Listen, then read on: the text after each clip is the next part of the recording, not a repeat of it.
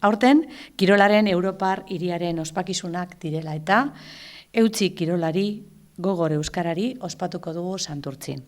Jardunaldi larunbat honetan, maiatzaren 31an, ospatuko da. Santurtziko portuan. Haren helburu nagusia euskararen erabilera kirolaren bide sustatzea izango da. Gazteei kirol berriak probatzeko aukera eskainiz euskaraz egiten duten bitartean. Kirola eta euskara herrientzako bi alderdi oso garrantzitsuak dira. Horregatik, euskara bizitzeko arlo guztietan sustatu nahi dugu.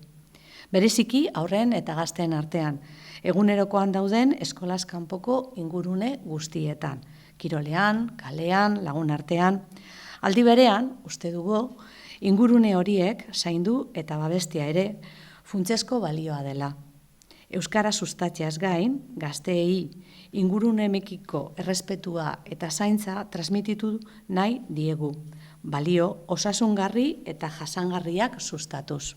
Udaletik eskerrak eman nahi dizkiet antolatzailei, laguntzaileari, Ur Patzuergoari eta parte hartzaile guztiei. Goza dezagun elkarrekin, kirolaz eta euskeraz. Egiten ditugu kiroletik euskara sustatzen proiektuak Dinamo San Juan, Xake taldean, Gazteak futbol taldean, Igeriketa taldean eta Itxasalden.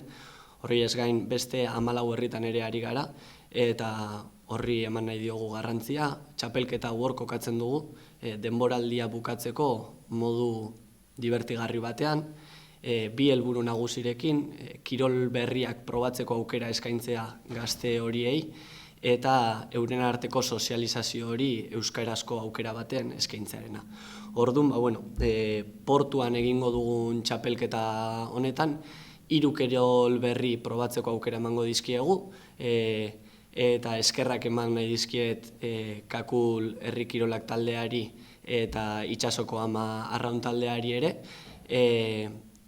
kiroletan laguntzaile bezala arituko direlako, eta 3 kirolak, herri kirolak, barrenatzaileak eta arrauna izango dira. Orduan, taldeen arteko lehia izango da, guretzako lehia bigarren plano batean geratzen da guztiz, eta hori ere umei transmitituko diegu, eta gero 11etako bat ere antolatuko dugu, eta bukatzeko kirolari erreferente euskaldunekin solasaldi bat egingo dugu. Bertara sorpresa izango dira ze kirolari etorriko diren, baina arraun mundutik baten bat bai, eta gimnastia erritmikotik ere baten bat ere.